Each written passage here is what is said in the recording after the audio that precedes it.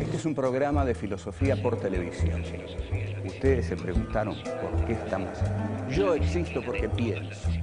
El hombre piensa. Es el lugar en el cual todos los saberes son pensados. Descartes es un héroe del pensamiento.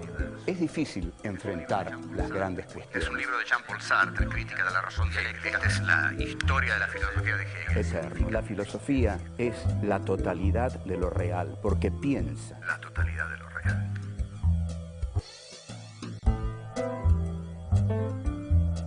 Sacad la filosofía a la calle. Sujetos, sujetados. Si la historia está en manos de Dios, ¿qué hacen los hombres? ¿En qué consiste la ruptura de Descartes con el pensamiento teologal del medioevo? Descartes, un héroe del pensamiento.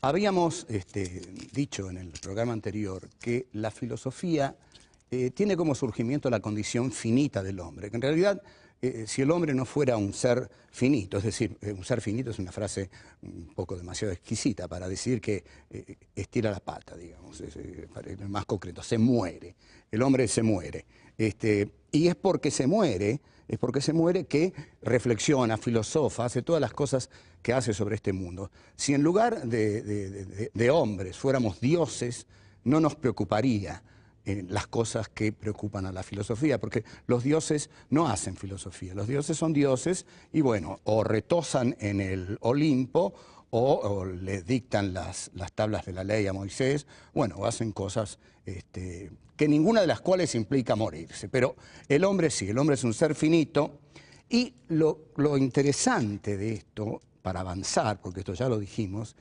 es ¿qué pasaría si fuéramos inmortales? ¿Qué pasaría si no nos muriéramos? Hay un cuento, excelente cuento, porque no todos los cuentos de Borges son buenos, pero este es bueno en serio, que es El Inmortal. El Inmortal trata justamente la historia de alguien que no va a morir jamás. Y se encuentra con Homero una vez, Homero que es inmortal. Entonces narra y dice, me encontré con Homero en las puertas de Tánger. Me despedí de Homero en las puertas de Tánger. Creo que no nos dijimos adiós. Claro, porque dos inmortales no se pueden decir adiós. Dos inmortales, inevitablemente, en el largo de su inacabable vida, se van a volver a encontrar en algún momento. Nosotros decimos adiós, hasta luego, hasta pronto, que te vaya bien en ese viaje, ojalá vuelvas pronto, porque sabemos que cada partida puede tener un no retorno, puede no tener un retorno. Dos inmortales que se separan saben que en algún momento de sus vidas se van a volver a encontrar. O sea, ¿qué sacamos de esto? Que el hombre es un ser patético porque vive una situación patética, la de saber su finitud, pero a la vez es un ser precioso, porque cada uno de los instantes de su vida vale infinitamente.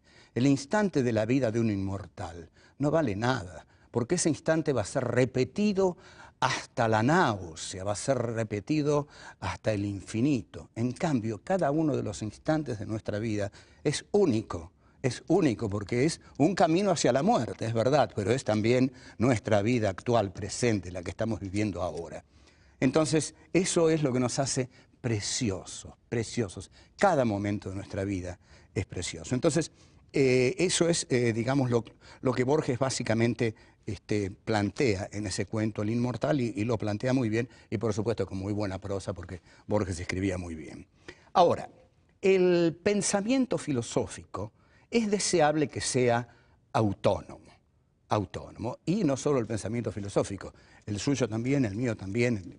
En general, es conveniente, es recomendable que nuestro pensamiento sea autónomo, es decir, que sea nuestro, que no seamos pensados por el sistema, por darle este nombre así general a la cosa. Digamos, hay un enorme sistema que nos piensa, que piensa todo por nosotros, entonces nos ahorra la terrible tarea de pensar. A esto Heidegger lo llama vivir en estado de interpretado. Casi toda la gente de este mundo vive en estado de interpretado. Miren, les voy a dar un ejemplo de estado de interpretado. La ideología taxi, espero que los taxis, yo tomo muchos taxis, espero que no se enojen conmigo, pero generalmente uno sube al taxi y el taxista argentino tiene una costumbre muy peculiar, que es que uno sube y él le empieza a hablar. Esto es muy argentino, pero le empieza a hablar de lo que escucha por la radio. Entonces, apenas dice dos palabras, uno ya sabe qué radio escucha. Entonces uno puede decirle, mire, no siga hablando porque yo sé que usted me va a decir esto y esto. Ah, dice el taxista, ¿cómo lo sabía? Y lo sé porque eso es lo que dicen en la radio que usted escucha. Entonces usted no está diciendo sus ideas, está diciendo las ideas de la radio que escucha. Usted no está hablando, está siendo hablado. Usted no está pensando, está siendo pensado. Usted vive en estado de interpretado. Sus ideas no son suyas. Lo que usted dice no le pertenece. Entonces, esta cuestión de vivir en estado de interpretado, Heidegger la va a llamar la existencia inauténtica.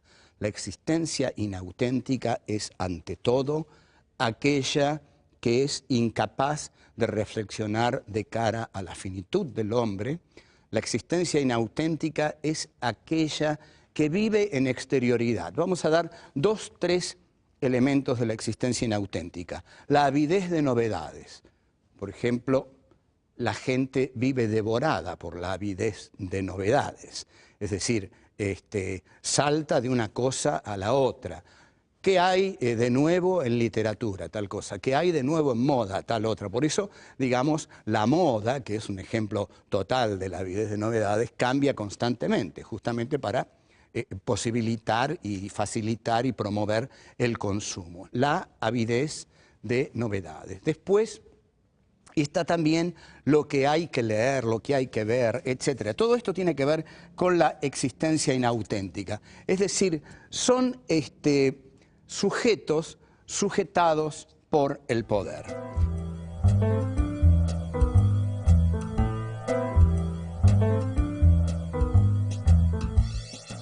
La filosofía tiene como condición de posibilidad dejar de lado a Dios, porque la filosofía es un sistema de formular preguntas y de posibilitar algunas respuestas. Pero fundamentalmente yo diría que la filosofía es el arte de preguntar. En cambio, Dios es el arte o el ser que da todas las respuestas. Durante el medioevo, los hombres no hicieron filosofía porque la verdad les era revelada por Dios. Al serles la verdad revelada por Dios, no buscaban la verdad. Bastaba creer en Dios, bastaba creer en lo que Dios revelaba a través de los textos evangélicos para tener todas las respuestas. En realidad era una situación bastante cómoda. Es decir, la vida era un páramo de lágrimas, pero alguien había venido a sufrir y había redimido todos nuestros pecados y hay una promesa, que es la promesa divina, que vamos a llegar al reino de los cielos y ahí seremos todos eternos y felices. Este relato, por supuesto, paraliza a los seres humanos, porque todo está resuelto.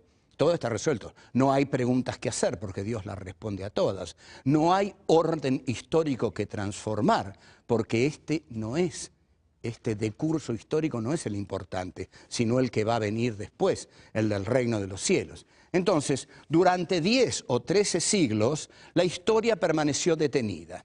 Permaneció detenida porque no son los hombres los que hacen la historia. Cuando los hombres se someten a la veracidad divina, al juicio divino, a la promesa divina, no toman la historia entre sus manos. El que está haciendo la historia es Dios. Es tanto lo que creen en la figura de Dios y de sus representantes terrenos, es decir, la Iglesia, que quedan históricamente paralizados. si a eso le añadimos el poder terrenal, despiadado de la Inquisición, entonces, efectivamente, los hombres trabajan, son labriegos y toda verdad es una verdad revelada por Dios.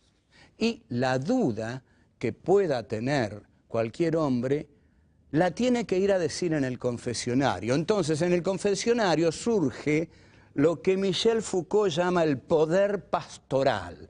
El poder pastoral es uno de los poderes más despóticos que se han instalado en la tierra. El poder pastoral es el poder de los representantes de la Iglesia en el confesionario. Es decir, ¿qué hace alguien cuando va al confesionario? Le va a decir al cura ante el cual se somete en el confesionario, le va a decir lo que le pasa.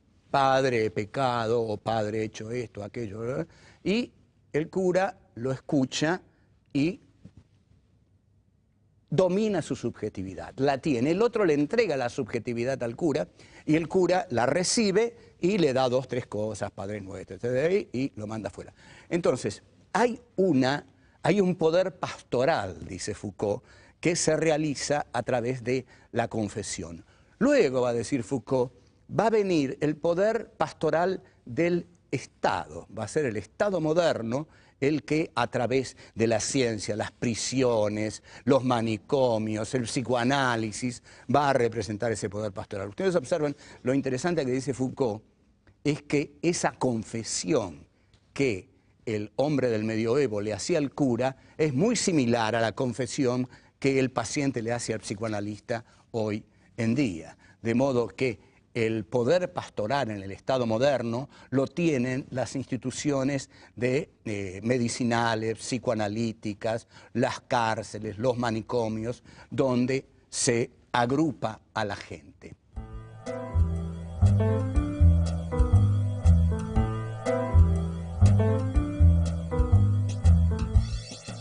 Colón, al descubrir América, escenifica la decisión del hombre prometeico de ir a la conquista de los territorios nuevos. Es una empresa capitalista porque Colón va a América para expropiar América. Entonces, cuando decimos que la conquista española de América implicó la muerte de 50 millones de indígenas, tratemos de sacar esta cifra de la estadística y de pensarla como lo que realmente es. Cada uno de esos 50 millones fue uno. Hay una frase que sobre el holocausto judío dice, no mataron 6 millones de judíos, mataron un judío y después lo mataron 6 millones de veces más. Entonces, esta conquista y este genocidio americano del hombre capitalista. Como los españoles eran algo lentos en esto, fueron aventajados por los piratas que robaban los galeones españoles que llevaban el oro y lo derivaban a Inglaterra, que se hizo la gran nación de la burguesía industrial. Ahora bien, en 1637 Descartes pone al hombre en la centralidad, desplaza a Dios. Dios ya no es el que está en la centralidad. Dios ya no es el centro, el que revela la verdad a los demás hombres. Ahora, lo que es puesto en la centralidad de la explicación de la historia humana es el hombre. El hombre, atención, en tanto sujeto. El hombre en tanto pensamiento, el hombre en tanto subjetividad. Lo que hace Descartes es decir, con esa famosa frasecita, pienso, luego, existo, cogito, ergo, sum, lo que está diciendo Descartes es que el sujeto capitalista al cual él representa se define por la subjetividad y que ahora es la subjetividad aquello que da fundamento a todo lo existente. La subjetividad es ahora el subjectum. El subjectum es aquello que subyace a todo lo que existe.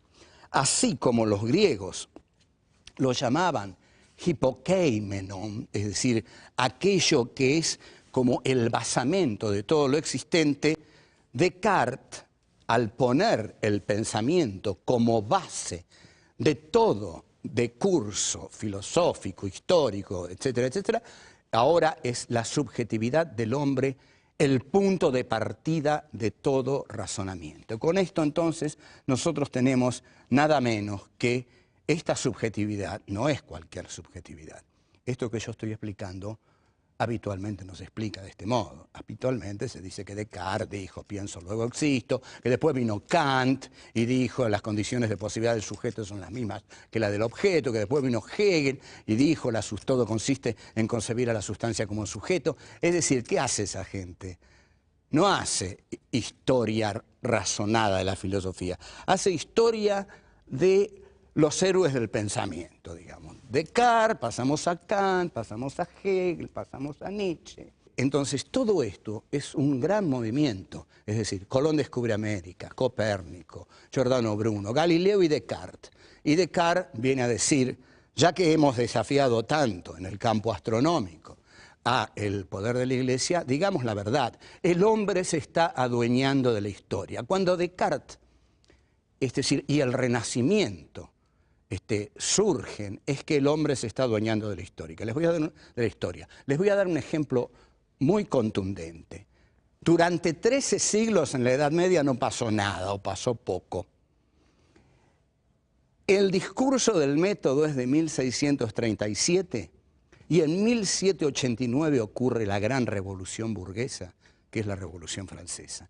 De 1637 a 1789 hay muy poco tiempo. Cuando Descartes escribe el discurso del método, le está cortando la cabeza a Luis XVI, porque ahí es el hombre de la burguesía el que se pone en la centralidad y es el hombre de la burguesía capitalista el que comienza a hacer la historia. Entonces, cuando el hombre comienza a hacer la historia se dinamiza, porque el hombre ya no está esperando de Dios que Dios haga la historia, la hace él. Entonces la historia cobra un ritmo que antes no tenía, porque antes era la etapa de la espera. Se esperaba el reino de los cielos. Ahora los hombres ya no esperan nada, lo hacen todo ellos.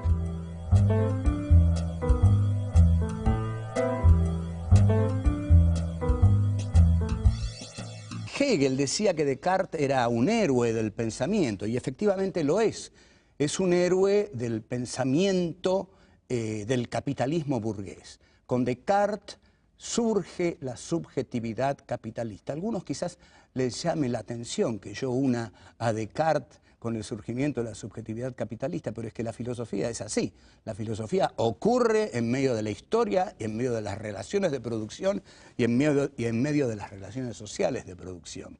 Descartes es un señor burgués que decide que la subjetividad de su clase social, la burguesía, es el elemento fundante de toda la realidad. Entonces, Hegel, que también era un filósofo de la burguesía, lo llama héroe del pensamiento porque se ha atrevido a dudar de todo y sobre todo se ha atrevido a dejar a Dios como principio supremo. Entonces, la cabeza de Luis XVI, cuando cae, no es que sea Descartes el que le tiró la guillotina y la cabeza rodó, pero sí es el pensamiento de Descartes el que dio origen a ese proceso histórico que llevó a las turbulentas jornadas de la Revolución Francesa, la toma de la Bastilla y el decapitamiento de Luis XVI. Es muy interesante ver que el pensamiento de Descartes es subversivo. En la Argentina esta palabra tiene un triste recuerdo y en realidad cada vez que la decimos nos ponemos mal porque recordamos etapas muy, muy negras de la Argentina en las cuales ni por asomo este programa habría podido ser realizado. Es decir, todos los que estamos haciendo este programa en otra etapa de la Argentina salíamos a la calle y no existíamos más después. Pero bueno, porque ya nos estaban esperando. Pero Descartes, el pensamiento de Descartes es subversivo porque cuestiona el orden instaurado de la teología medieval, cuestiona el orden de la Iglesia y cuestiona el orden de la Inquisición. Por eso Descartes, que quizás no era demasiado valiente, escribió el discurso del método en Holanda, que era un país liberal donde todavía se podía escribir y pensar, porque en realidad un filósofo para pensar tiene que tener cierta tranquilidad de espíritu, no se puede pensar y estar esperando que a uno lo vengan a buscar para decapitarlo, tirarlo por ahí, ese tipo de cosas, ¿no? El pensamiento exige la libertad del contorno. Los regímenes autoritarios lo primero que hacen es establecer un dogma y prohibir el pensamiento libre. Eso ocurre tanto en la Iglesia medieval como ocurrió en el régimen soviético durante el estalinismo. Es decir, que se establece un dogma del partido y el que piensa fuera del dogma del partido es liquidado, Siberia. Bueno, entonces, el pensamiento de Descartes es subversivo porque lo subversivo es lo que subvierte. Es decir, lo que subvierte es que cambia, lleva a que una cosa se transforma en otra. Y el pensamiento de la burguesía capitalista que expresa Descartes se expresa en la realidad a partir de la praxis de los revolucionarios franceses. Hay cosas notables que influyen en la historia. Una de las cosas que más decidió el ímpetu salvaje de la Revolución Francesa fue el pensamiento, por supuesto, de los ilustrados, el pensamiento de la Ilustración. Los que escribieron la enciclopedia, Diderot, d'Alembert, Rousseau, Voltaire, pero hubo una frase de María Antonieta que llenó de indignación y de fuerza revolucionaria a toda la población, al menos a las clases que pasaban hambre. Le preguntaron a esta reina, le informaron a esta reina que el pueblo tenía hambre. Y célebremente, María Antonieta dijo, ¿por qué tiene hambre el pueblo? Y le dijeron, porque no tiene pan. Y ella respondió, bueno, que coman pasteles. Y este fue uno de los motivos que dinamitó la Revolución Francesa. Esa frase resultó intolerable para la plebe, y la plebe, a partir de esa injuria, decide rebelarse y la revolución se desata. Como vemos, a veces basta un elemento de irritación para que una situación encuentre el desenlace histórico detrás del cual estaba. O sea, 13 siglos de Edad Media no resuelven nada y la subjetividad del hombre capitalista de la modernidad se arroja en una historicidad desbocada que en poco más de un siglo produce un hecho trascendental como la Revolución Francesa. La Revolución Francesa pone al hombre capitalista en la centralidad. Es la burguesía capitalista la que se adueña del poder. La monarquía pertenece al pasado. Una revolución consiste en poner en el centro de la historia a la clase históricamente más moderna, más revolucionaria. Entonces, la aptitud que va a tener el hombre capitalista es la aptitud de hacer la historia. Como vamos a ver, y esto va a volver muy apasionante nuestro curso, el capitalismo va a generar su antagonista, que va a ser el proletariado. Y eso nos lo va a explicar el cabezón barbado, Marx, que vimos ahí. Ahora lo dejamos aquí, yo que sé, me voy, porque la filosofía tiene que salir a la calle y ensuciarse un poco. Usted vive en estado de interpretar. Sus ideas no son suyas. Lo que usted dice no le pertenece. La filosofía tiene como condición de posibilidad dejar de lado a Dios. La Revolución Francesa significa el asalto al poder político por parte de la burguesía, que ya